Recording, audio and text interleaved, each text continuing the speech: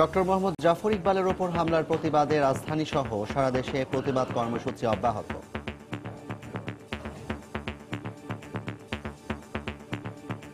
এখন আমরা নিজেদেরকে নিরাপদ মনে করছি না। কারা এর পিছনে আছে তাদের বিচার চাই, দৃষ্টান্তমূলক শাস্তি নিশ্চিত করতে হবে। ঘটনা তদন্তে বিশ্ববিদ্যালয়ের ৩ সদস্যের কমিটি গঠন। জঙ্গিবাদে প্রভাবিত হয়ে হামলা, জানালেন আইজিপি। সে নিজে ব্যক্তিগতভাবে জঙ্গি মতবাদ দ্বারা প্রভাবিত হয়েছে এবং এই ঘটনাটি ঘটেছে। আহত জাফর ইকবালকে দেখতে সিএমএইচে প্রধানমন্ত্রী। দেখছিলেন প্রধান শিরোনাম। সন্ধ্যার সময় সঙ্গে আছি আমি হাফসাতুন্নেসা এবং আমি জাফর সাদিক। এবার অন্যান্য শীর্ষ সংবাদ। জঙ্গিদের মদদ দেয়া বন্ধ না করলে বিএনপি জবাব পাবে নির্বাচনে, মন্তব্য ওবায়দুল কাদেরের। বেগম জিয়ার কারাবাস থেকে দৃষ্টি সরাতে এ হামলা, জবাব রিজভির। আঞ্চলিক সন্ত্রাস ও জঙ্গিবাদ দমনে একসঙ্গে কাজ করবে বাংলাদেশ ও ভিয়েতনাম। দুদেশের যৌথ বিবৃতি, 3টি সমঝোতা স্মারক সই। বান্দরবানের তমরু সীমান্তে মিয়ানমার সেনাবাহিনীকে রুখতে নেওয়া হচ্ছে তথ্য প্রযুক্তি সহায়তা। সীমান্তে আরও সক্ষমতা বাড়ানোর পরামর্শ বিশ্লেষকদের। সরকারি চাকরিতে কোটা পদ্ধতি সংস্কার চেয়ে করা রিট হাইকোর্টে খারিজ। বিষয়টি সরকারের এখতিয়ার, শুনানিতে আদালত।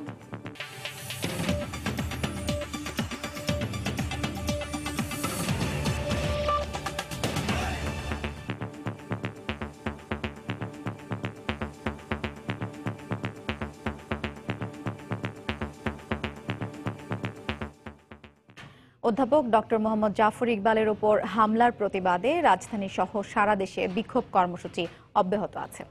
সকালে বিভিন্ন বিশ্ববিদ্যালয়ের ক্যাম্পাসে শিক্ষক শিক্ষার্থীরা বিক্ষোভ সমাবেশ করে জড়িতদের দ্রুত বিচারের আওতায় আনার দাবি জানান। এদিকে হামলার ঘটনা তদন্তে 3 সদস্যের কমিটি গঠন করেছে শাহজালাল বিশ্ববিদ্যালয় কর্তৃপক্ষ। রিপোর্টার ও জেলা প্রতিনিধিদের তথ্য ও ছবি নিয়ে ডেস্ক রিপোর্ট। কর্মসূচির অংশ হিসেবে অধ্যাপক ডক্টর জাফর ইকবালের উপর হামলার প্রতিবাদে সোমবার সকাল থেকে দুপুর 1টা পর্যন্ত কর্মবিরতি পালন করেন সিলেট শাহজালাল বিজ্ঞান ও প্রযুক্তি বিশ্ববিদ্যালয়ের শিক্ষক কর্মকর্তা কর্মচারীরা। প্রতিবাদ মুখর শিক্ষার্থীরাও। সকাল থেকে ক্যাম্পাসে মানববন্ধন ও বিক্ষোভ করেন তারা। এ সময় ডক্টর জাফর ইকবালের উপর হামলাকারীদের বিচারের পাশাপাশি বিশ্ববিদ্যালয়ের নিরাপত্তা জোরদারের দাবি জানান বক্তারা। নিরাপত্তা বাড়ানো উচিত, আমাদের সবার ব্যাপারটা নিয়ে ভাবা উচিত। এই ধরনের ঘটনা যাতে ক্যাম্পাসে যাতে না ঘটে সে ধরনের যাতে প্রোটোকল দেওয়া হয় স্যারকে। আইজি সাহেবের সাথে কথা বলে আমি জেনেছি, দেখেছি, খুবই আন্তরিক, কিন্তু তার সাথে আমি সার্বক্ষণিক যোগাযোগ রাখছি ব্যাপারটা যাতে তদন্তটা সুষ্ঠুভাবে হয়, এবং র্যাবের সাথেও আমরা যোগাযোগ রাখছি সর্বোচ্চ পর্যায়ে। ডক্টর জাফর ইকবালকে হত্যা চেষ্টার প্রতিবাদে সিনেট ভবনের সামনে আলাদা মানববন্ধন করে রাজশাহী বিশ্ববিদ্যালয় শিক্ষক সমিতি ও প্রগতিশীল শিক্ষক সমাজ।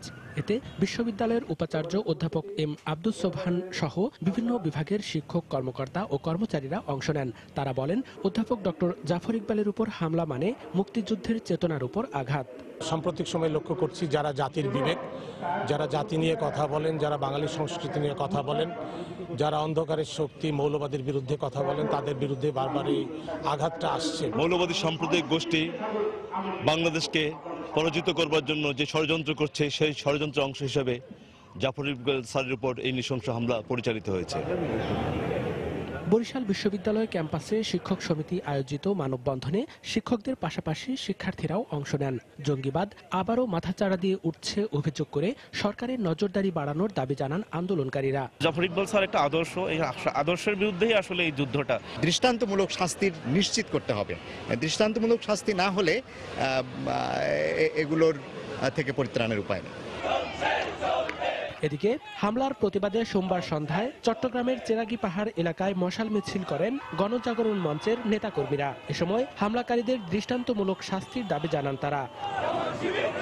মনিরুজ্জামান প্রান্ত, সময় সংবাদ।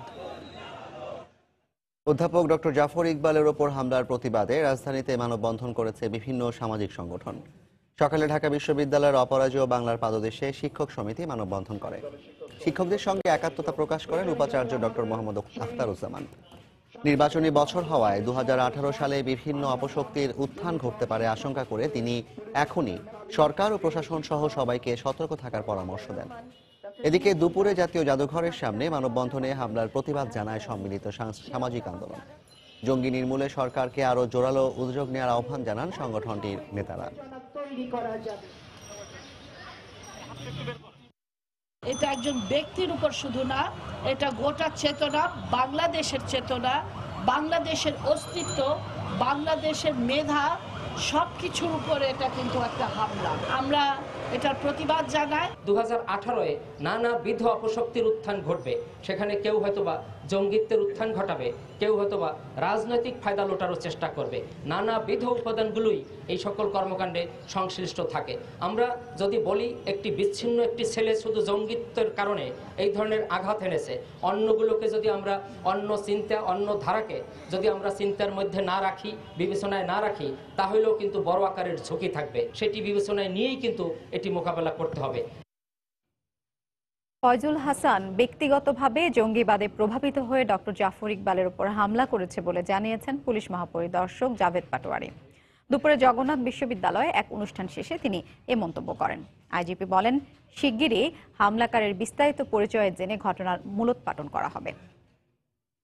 আমরা ইতিমধ্যে হামলাকারীর ব্যাপারে জিজ্ঞাসাবাদের জন্য তাদের নিকটাত্মীয়দেরকে আমরা নিয়ে এসেছি। যতটুকু এখন পর্যন্ত বুঝতে পারছি, সে নিজে ব্যক্তিগতভাবে জঙ্গি মতবাদ দ্বারা প্রভাবিত হয়েছে এবং এই ঘটনাটি ঘটিয়েছে।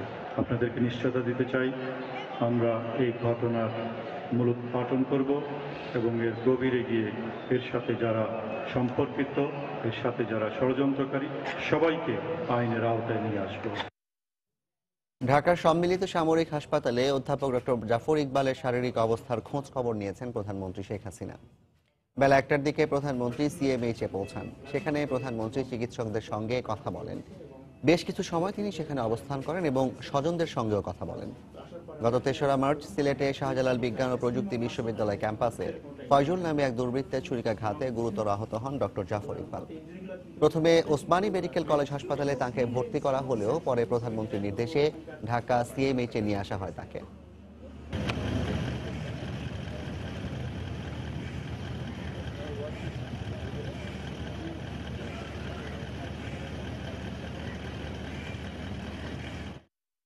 ওনারা অনেক যত্ন করছেন আর ওকে রেগুলার ডায়েট দিয়ে দেওয়া হয়েছে, তো সে খুবই ভালো আছে।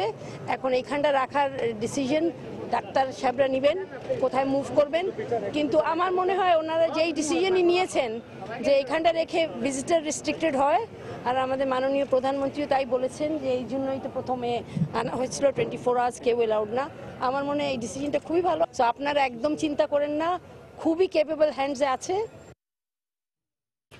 ডক্টর মোহাম্মদ জাফর ইকবালের ওপর হামলাকারীদের বিএনপি মদদ দেয়া অব্যাহত রাখলে আগামী নির্বাচনে জনগণ এর জবাব দেবে বলে মন্তব্য করেছেন আওয়ামী লীগের সাধারণ সম্পাদক ওবায়দুল কাদের। বিকেলে 7ই মার্চ যথাযথভাবে উদযাপনের প্রস্তুতি উপলক্ষে নগর ভবনে আয়োজিত এক সভায় এ মন্তব্য করেন তিনি। এই হামলাকারীরা তাদের স্বরূপ উন্মোচিত হয়ে গেছে।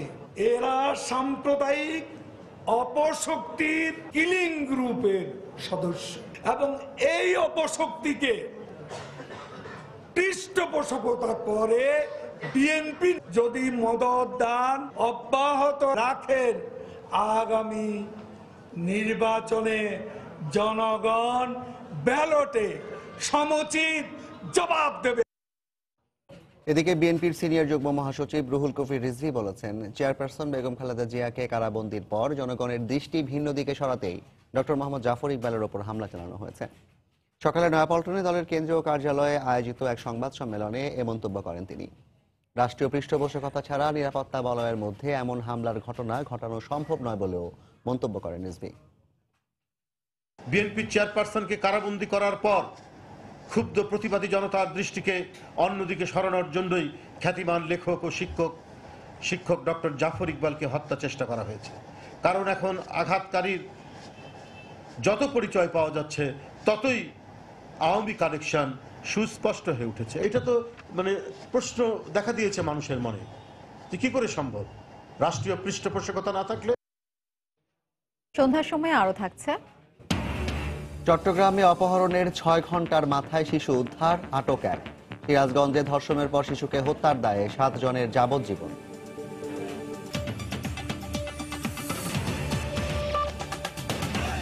রোহিঙ্গা সংকটের স্থায়ী সমাধান করতে বাংলাদেশের পাশে থাকার প্রতিশ্রুতি দিয়েছে ভিয়েতনাম। সকালে প্রধানমন্ত্রীর কার্যালয়ে বাংলাদেশ সফররত দেশটির প্রেসিডেন্টের সঙ্গে দ্বিপক্ষীয় বৈঠক শেষে একথা জানানো হয়। প্রেসিডেন্ট ত্রান দাই কোয়াং আঞ্চলিক সন্ত্রাস মোকাবিলায় বাংলাদেশ ভিয়েতনাম একসঙ্গে কাজ করবে বলে জানান। দুই সরকার প্রধানের বৈঠকে মৎস্য ও প্রাণী সম্পদ, যন্ত্রাংশ নির্মাণ ও সংস্কৃতি বিনিময় সংক্রান্ত 3টি সমঝোতাও সই করেছে দুদেশ। রাষ্ট্রপতি মোহাম্মদ আব্দুল হামিদের আমন্ত্রণে 3 দিনের সফরে এখন ঢাকায় অবস্থান করছেন ভিয়েতনামের প্রেসিডেন্ট ত্রান দাই কোয়াং।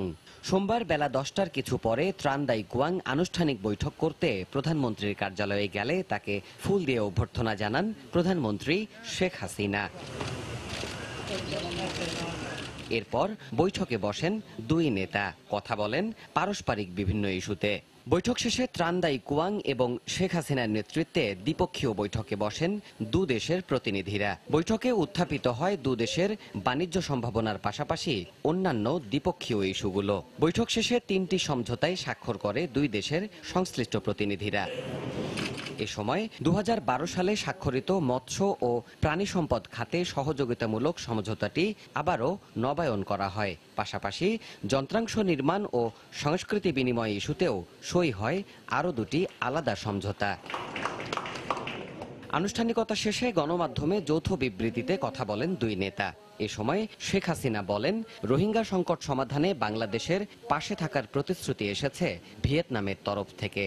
President Tran Dai Quang expressed his support towards a viable and long-term solution of the problem. পাশাপাশি আঞ্চলিক সন্ত্রাস ও জঙ্গিবাদ মোকাবেলায় দুদেশ একসাথে কাজ করবে বলেও জানিয়েছেন ত্রান দাই কোয়াং। আঞ্চলিক ও দ্বিপক্ষীয় ইস্যুতে বাংলাদেশ ভিয়েতনামের মধ্যে চমৎকার সম্পর্ক রয়েছে। আগামীতে নতুন সম্ভাবনাকে কাজে লাগাতে এবং আঞ্চলিক সন্ত্রাস ও জঙ্গিবাদ মোকাবেলায় দুদেশ একসাথেই কাজ করবে। এর আগে দিনের শুরুতে সাভারে জাতীয় স্মৃতিসৌধে বীর শহীদদের স্মৃতির প্রতি শ্রদ্ধা জানান ত্রান দাই। 3 বাহিনীর সুসজ্জিত দল এ সময় রাষ্ট্রীয় সালাম জানায়। পরে ধানমন্ডি 32 নম্বরে জাতির পিতা বঙ্গবন্ধু শেখ মুজিবুর রহমানের স্মৃতি বিজড়িত বঙ্গবন্ধু জাদুঘরে তাঁর প্রতি শ্রদ্ধা জানান ভিয়েতনামের প্রেসিডেন্ট। ফার্স্ট লেডিকে সঙ্গে নিয়ে তিনি ঘুরে দেখেন পুরো ভবনটি। এ সময় বঙ্গবন্ধুর দৌহিত্র রাদওয়ান মুজিব সিদ্দিক সহ উপস্থিত ছিলেন ঊর্ধ্বতন কর্মকর্তারা। দেবাশিস রায়, সময় সংবাদ, ঢাকা। রোহিঙ্গা ইস্যুতে আগ্রাসী মিয়ানমার সেনাবাহিনীকে প্রতিরোধের পাশাপাশি সীমান্ত পর্যবেক্ষণে সক্ষমতা বাড়িয়েছে বাংলাদেশ। বিশেষ করে সাম্প্রতিক উত্তেজনার পর বান্দরবানের তমব্রু ও ঘুমধুম সীমান্তে বিজিবির পক্ষ থেকে অতিরিক্ত শক্তি সঞ্চয়ের পাশাপাশি নেওয়া হচ্ছে তথ্য প্রযুক্তি সহায়তা। এই জন্য সীমান্তের খুব কাছেই লাগানো হয়েছে সিসি ক্যামেরা। রাতে টহল জোরদার করতে যোগ করা হয়েছে সোলার লাইট। সাখাওয়াত ত্রিপুর ক্যামেরায় বিস্তারিত জানাচ্ছেন কমল দে। বাংলাদেশ মিয়ানমারের 208 কিলোমিটার সীমান্তের মধ্যে 52 কিলোমিটার নাফ নদী, 16 কিলোমিটার উখিয়া। সীমান্তের বাকি অংশ বান্দরবানের নাট্যাংচরি উপজেলার সঙ্গে, যার দৈর্ঘ্য 150 কিলোমিটারের বেশি। এর মধ্যে সবচেয়ে বেশি বিরোধপূর্ণ সীমান্ত হিসেবে চিহ্নিত ঘুমধুম এবং তমব্রু। খুব কাছে হয়, প্রায় মিয়ানমার সেনাবাহিনী অবস্থান নিচ্ছে এখানকার সীমান্ত এলাকায়। এর বাইরে তমব্রু সীমান্তের নোম্যান স্ট্যান্ডে অবস্থান নিয়ে আছে 6,500 রোহিঙ্গা। এই অবস্থায় চরম আতঙ্কে দিন কাটছে স্থানীয় বাসিন্দাদের। একদম কাছে আপনার পায়ে হেঁটে চলাচল করা যাচ্ছে, এখানে কোনো ধরনের বাহনের দরকার নেই। তো যার কারণে একজন লোক দৌড়াইও ফারাইতে পারে, যার কারণে আর যে কাঁটাতারের বেড়াটাও দেওয়া দরকার। গত বৃহস্পতিবার থেকে দফায় দফায় ফাঁকা গুলিবর্ষণ, মাইকিং করে রোহিঙ্গাদের সরে যাওয়ার নির্দেশ এবং সৈন্য সমাবেশের মতো উস্কানিমূলক কর্মকাণ্ড চালিয়ে যাচ্ছে মিয়ানমার সেনাবাহিনী। এর প্রেক্ষিতে মিয়ানমার সেনাবাহিনীকে প্রতিরোধের পাশাপাশি পর্যবেক্ষণের জন্য তমব্রু সীমান্তে বিজিবির সক্ষমতা আরো বাড়ানো দরকার বলে মনে করেন এই নিরাপত্তা বিশ্লেষক। এখানে বিভিন্ন পোস্ট বৃদ্ধি করা উচিত, যাতায়াতের ব্যবস্থা করা উচিত এবং এখানে কোনো ধরনের অসুবিধা হলে তড়িৎ গতিতে ওই স্থানে আরও যাতে বিজিবির সদস্য পৌঁছতে পারে সেটার ব্যবস্থা করা উচিত। এদিকে মিয়ানমার সেনাবাহিনীকে পর্যবেক্ষণের জন্য তমব্রু সীমান্তে ইতিমধ্যে বেশ কটি সিসিটিভি ক্যামেরা লাগানো হয়েছে, স্থাপন করা হয়েছে সীমান্ত বাতি। সক্ষমতা বাড়াতে আরো বেশ কিছু পদক্ষেপ নেওয়া হচ্ছে বলে জানালেন 34 বিজিবির অধিনায়ক। আমরা সহযোগিতা নিচ্ছি সিসিটিভির, আসলে আমাদের আরো কিছু সিস্টেম আছে, আমাদের ইন্টেলিজেন্স কিছু কার্যক্রম যেগুলো আমরা নিজেরা করে থাকি। সবকিছু মিলে যাতে আমরা স্মার্ট মডেল ম্যানেজমেন্ট করতে পারি সেই উদ্যোগ নিয়েছি। বান্দরবন পার্বত্য জেলার নাক্যাংছড়ি উপজেলার ৩ নম্বর ঘুমদুম ইউনিয়নের সীমান্ত রয়েছে প্রায় ৬৫ কিলোমিটার, আর এখানকার জনসংখ্যা প্রায় ১৫,০০০। বাংলাদেশের পররাষ্ট্রনীতিতে প্রতিবেশী দেশগুলোর সাথে বন্ধুত্বপূর্ণ সম্পর্ক বজায় রাখার কথা বলা হয়েছে, কিন্তু দেশগুলোর বাহিনী যদি ঔদ্ধত্যপূর্ণ আচরণ করে তাহলে তার জবাব দিয়ে প্রস্তুত থাকে বাংলাদেশের সীমান্তরক্ষী বাহিনী। এক্ষেত্রে তমলু সীমান্তে উত্তেজনার প্রেক্ষিতে বিজিবি সক্ষমতা যেমন বাড়ানো হয়েছে তেমনি নেওয়া হয়েছে তথ্য প্রযুক্তির সহায়তা। বাংলাদেশের তমলু সীমান্ত থেকে কমল দে, সময় সংবাদ। সীমান্তে মিয়ানমার সেনাবাহিনী আন্তর্জাতিক আইন লঙ্ঘন করলেও বিজিবি কোনো উস্কানিতে পা দেবে না বলে জানিয়েছেন বিজিবির মহাপরিচালক মেজর জেনারেল আবুল হোসেন। বিকেলে ময়মনসিংহে এক অনুষ্ঠান শেষে সাংবাদিকদের প্রশ্নের জবাবে একথা বলেন তিনি। মাঝে মাঝে তারা সৈন্য সমাবেশ করে, আমরা বিভিন্ন প্রোটেস্ট নোট দিয়ে থাকি এবং তাদেরকে প্রতিবাদ করি। আপনারা জানেন যে কিছুদিন আগে আমরা ফ্ল্যাগ মিটিং করেছি, তো তারা বলছে যে তারা একটা রেগুলার রুটিন প্রোগ্রাম, যদিও এটা সত্যি কথা না অনেক সময়। তো আমরা বলছি তোমরা যেটা বলছো সেটা সত্যি নয়, এবং এই যে তোমরা সৈন্য সমাবেশ করছে এটা আন্তর্জাতিক নিয়ম কানুন লঙ্ঘন, ভবিষ্যতে তোমরা এটা করবে না। বর্ডার গার্ড বাংলাদেশ সীমান্তের অতন্দ্র প্রহরী, ইনশাআল্লাহ আমাদের সার্বভৌমত্ব রক্ষায় আমাদের শেষ বিন্দু দিয়ে আমরা চেষ্টা করব এবং আমরা কোনো রকম উস্কানিমূলক পদক্ষেপে পা দিব না। সরকারি চাকরিতে কোটা পদ্ধতির সংস্কার চেয়ে করা রিট খারিজ করে দিয়েছেন হাইকোর্ট। আদালত শুনানিতে বলেন, কোটা থাকা কিংবা সংস্কার করা হবে কিনা এটি সরকারের বিষয়, আদালতের নয়। দুপুরে এক রিট আবেদনের প্রাথমিক শুনানি শেষে বিচারপতি সৈয়দ মোহাম্মদ দস্তগীর হোসেন ও বিচারপতি আতাউর রহমান খানের সমন্বয়ে গঠিত হাইকোর্টের দ্বৈত বেঞ্চ এ আদেশ দেন। আদালত বলেন, কোটার কারণে সরকারি চাকরিতে কেউ বঞ্চিত হলে আদালতের দ্বারস্থ হওয়ার সুযোগ রয়েছে, এর আগে কোনো সুযোগ নেই। গত ৩১ জানুয়ারি ঢাকা বিশ্ববিদ্যালয়ের এক শিক্ষার্থী ও ২ জন সাংবাদিক সরকারি চাকরিতে নিয়োগে কোটা পুনর্মূল্যায়ন চেয়ে হাইকোর্টে রিট দায়ের করেন। কোটা পদ্ধতি সংস্কারের দাবিতে বিক্ষোভ করে আসছে সাধারণ চাকরি প্রত্যাশীরা।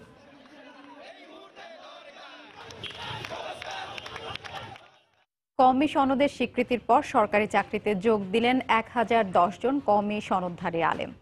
দেশের ইতিহাসে একসাথে এত সংখ্যক কওমি আলেমের সরকারি চাকরিতে যোগদানের ঘটনা এটাই প্রথম। দুপুরে বায়তুল মোকাররম জাতীয় মসজিদে নিয়োগ পাওয়া আলেমদের ৩ দিনের ওরিয়েন্টেশন প্রশিক্ষণ কর্মশালার উদ্বোধনী অনুষ্ঠানে বক্তারা বলেন, বিভিন্ন মহলের আপত্তির মধ্যেও সনদের স্বীকৃতি দিয়ে কওমি আলেমদের সমাজের মূল ধারায় আসার সুযোগ করে দিয়েছেন প্রধানমন্ত্রী শেখ হাসিনা। অনুষ্ঠানে চাকরি পাওয়া আলেমদেরকে শিক্ষার্থীদের ধর্মীয় শিক্ষায় শিক্ষিত করার পাশাপাশি জঙ্গিবাদের বিরুদ্ধে সচেতন করার আহ্বান জানানো হয়। ইসলামী ফাউন্ডেশনের বাস্তবায়নাধীন দারুল আরকাম ইবতেদায়ী মাদ্রাসার শিক্ষক হিসেবে যোগ দেবেন ১০১০ জন কওমি আলেম। এছাড়া শিগগিরই আরও ২০২০ জন কওমি আলেমকে নিয়োগ দেওয়া হবে বলে জানান ইসলামী ফাউন্ডেশনের মহাপরিচালক।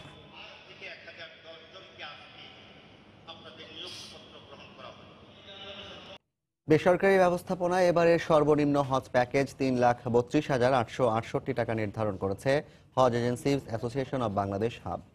দুপুরে রাজধানীর একটি হোটেলে সংবাদ সম্মেলন করে এই প্যাকেজ ঘোষণা করেন হাবের মহাসচিব। এছাড়াও এবছর হজের নিবন্ধন ফি ১,৩৮,১৯১ টাকা ধরা হয়েছে বলেও জানান তিনি। এ সময় অযৌক্তিকভাবে হজের বিমান ভাড়া বাড়ানোর সমালোচনা করে তা কমানোর জোর দাবি জানান হাবের মহাসচিব। বেসরকারি ব্যবস্থাপনায় যারা 2018 সালে হজে যাবেন তাদের সকলকে আগামী 15 এপ্রিল 2018 তারিখের মধ্যে প্যাকেজের সমুদয় অর্থ সংশ্লিষ্ট এজেন্সিকে মানি রিসিট গ্রহণ করে সরাসরি প্রদান করবেন। হজ যাত্রীদের বিমান ভাড়া সর্বাধিক লক্ষ টাকা হওয়া এর উপরে কোনোভাবে যৌক্তিক নয়। পুরা ভাড়ার উপরে তো ভ্যাট বাড়ে নাই, তাহলে ওনাদের শুধুমাত্র অনলি গ্রাউন্ড হ্যান্ডেলিং এর চার্জের উপরে ভ্যাট ইম্পোজ হয়েছে। It is matter of $100। এই ভাড়াকে আমরা কোনোভাবে মেনে নিচ্ছি না। বিমান ভাড়া মূল্য নির্ধারণটা হবে তৃতীয় কোনো পক্ষ, যারা এই বিষয়ে অভিজ্ঞ, এভিয়েশন লাইনে যারা অভিজ্ঞ তাদের দ্বারা, এটা হলো আমাদের দাবি। আগামী 2 বছরের মধ্যে দেশের শতভাগ মানুষকে বিদ্যুৎ সুবিধার আওতায় আনা হবে বলে জানিয়েছেন প্রধানমন্ত্রী বিদ্যুৎ ও জ্বালানি উপদেষ্টা তৌফিক ইলাহি চৌধুরী। রাজধানীর গুলশানে দারিদ্র মানুষের জ্বালানি ব্যবহার বিষয়ক এক প্রতিবেদন প্রকাশনা অনুষ্ঠানে একথা বলেন তিনি। এ সময় প্রধানমন্ত্রীর জ্বালানি উপদেষ্টা বলেন, বর্তমান সরকারের আমলে বিদ্যুৎ উৎপাদনে যথেষ্ট অগ্রগতি হলেও এই মুহূর্তে নিরবচ্ছিন্ন বিদ্যুৎ সরবরাহ করাই বড় challenge. Now over 80% people have access to electricity. বর্তমানে দেশের ৮০% মানুষ বিদ্যুৎ সুবিধা পাচ্ছেন। আমি আশা করি 2 বছরের মধ্যে শতভাগ মানুষই বিদ্যুতের আওতায় আসবেন। তবে এই মুহূর্তে বড় চ্যালেঞ্জ হলো মানসম্মত, নিরবচ্ছিন্ন ও টেকসই বিদ্যুৎ সরবরাহ নিশ্চিত করা। একই সঙ্গে সাশ্রয়ী ও সহনীয় মূল্যে দরিদ্র ও পিছিয়ে পড়া জনগোষ্ঠীর দোরগোড়ায় বিদ্যুৎ পৌঁছে দিতে চায় সরকার। চট্টগ্রামে অপহরণের 5 ঘন্টা পর 3 বছরের শিশুকে উদ্ধার করেছে র্যাব। এ সময় আটক করা হয়েছে একজনকে। দুপুরে নগরীর খুলশীর রূপসী পাহাড় এলাকা থেকে তাকে উদ্ধার করা হয়। স্বজনরা জানান, সকাল 10টায় কাঁঠালবাগান এলাকায় নিজ বাসার সামনে খেলা করছিল শিশু রব্বানী। কিছুক্ষণ পর তাকে দেখতে না পেয়ে র্যাবে জানায় তার বাবা মা। সাথে সাথে অভিযানে নামে র্যাব। এক পর্যায়ে নগরীর রূপসীর পাহাড় এলাকার পরিত্যক্ত একটি বাড়ি থেকে রব্বানীকে উদ্ধার করা হয়।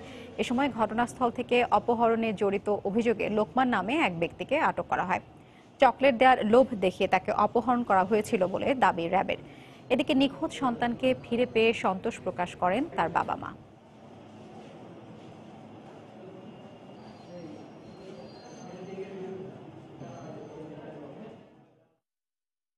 অনেক অনেক ধন্যবাদ জানাচ্ছি ওনাদের উসিলায়, ওনাদের সাহায্যে আমি আমার বাচ্চা পেয়েছি। এই আমি আল্লাহর কাছে লাখ শুকর, ওনাদের কাছে হাজার ধন্যবাদ। বাচ্চাটিকে সে পাহাড়ের দিকে নিয়ে যাচ্ছিল এবং সে আমাদেরকে বলেছে যখন আরও সময় অতিবাহিত হওয়ার পর সে আসলে তার বাবা মার কাছে মুক্তিপণ দাবি করবে বা এরকম একটা কিছু আমাদেরকে সে জানিয়েছে।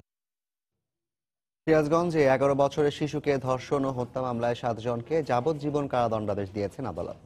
একই সঙ্গে দণ্ডপ্রাপ্ত প্রত্যেকের 50,000 টাকা জরিমানা করা হয়েছে। দুপুরে অতিরিক্ত জেলা ও দায়রা জজ মোহাম্মদ রফিকুল ইসলাম এ আদেশ দেন।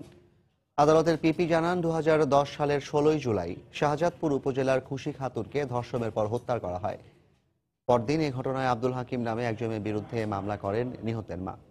তদন্ত শেষে আদালতে 8 জনের বিরুদ্ধে চার্জশিট দেন তদন্ত কর্মকর্তা। এদের মধ্যে একজনের কারাগারে মৃত্যু হয়। দীর্ঘ শুনানি শেষে আজ মামলার রায় ঘোষণা করেন আদালত।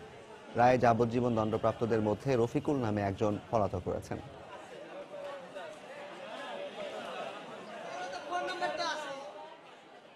সৌদি আরবে নির্যাতনের শিকার 23 নারী গৃহকর্মী প্রবাসী কল্যাণ মন্ত্রণালয়ের মাধ্যমে দেশে ফিরে এসেছেন। বিকেল 4:30টায় সৌদি আরব থেকে ঢাকা এসে পৌঁছায় তারা। এর আগে বিভিন্ন সময়ে গৃহকর্মী হিসেবে কাজ করতে সৌদি আরব যান তারা।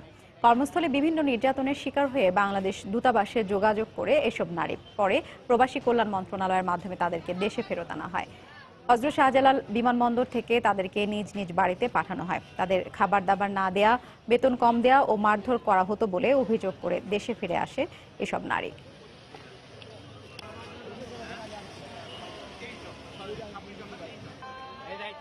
এ পর্যায়ে শীর্ষ সংবাদ জানিয়ে দিচ্ছি আরেকবার। ডক্টর জাফর ইকবালের ওপর হামলার প্রতিবাদে রাজধানী সহ সারা দেশে প্রতিবাদ কর্মসূচি। 3 সদস্যের তদন্ত কমিটি গঠন। সিএমএইচে দেখতে গেলেন প্রধানমন্ত্রী। জঙ্গিদের মদদ দেয়া বন্ধ না করলে বিএনপি জবাব পাবে নির্বাচনে, মন্তব্য ওবায়দুল কাদেরের। বেগম জিয়ার কারাবাস থেকে দৃষ্টি সরাতেই এই হামলা, জবাব রিজভির। আঞ্চলিক সন্ত্রাস ও জঙ্গিবাদ দমনে একসঙ্গে কাজ করবে বাংলাদেশ ও ভিয়েতনাম। দুদেশের যৌথ বিবৃতি, 3টি সমঝোতা স্মারক সই। বান্দরবানের তমব্রু সীমান্তে মিয়ানমার সেনাবাহিনীকে রুখতে নেওয়া হচ্ছে তথ্য প্রযুক্তির সহায়তা। সীমান্তে আরো সক্ষমতা বাড়ানোর পরামর্শ বিশ্লেষকদের। এই ছিল সন্ধ্যার সময়। যে কোনো খবর পেতে ভিজিট করুন সময়নিউজ.tv। সঙ্গে থাকুন সময়।